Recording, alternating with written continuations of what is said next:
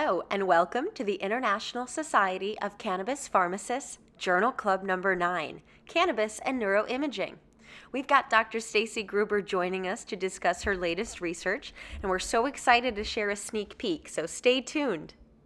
So despite the fact that we have legalized medical cannabis since 1996 in the country, I could find no evidence of real literature focused on long-term or longitudinal impact of medical cannabis at all.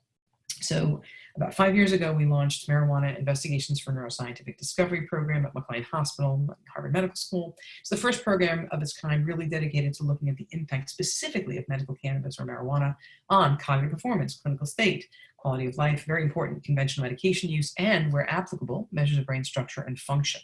I'm going to show you data from a paper that we wrote and published some years ago.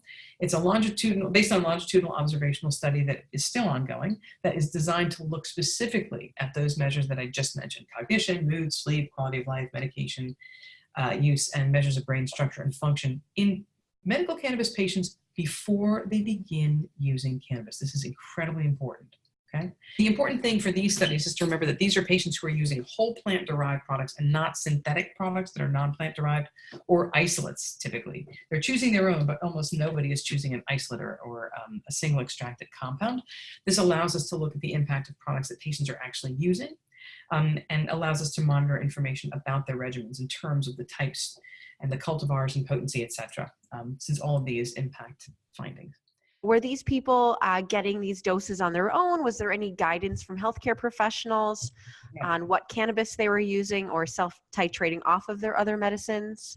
Great question. So the paper that preceded this Splendor in the Grass was the cognitive paper, and this one, The Grass Might Be Greener, was the first imaging paper. And both of these were the first papers ever in medical cannabis patients looking longitudinally. So these are all medical patients. There's no rec data here.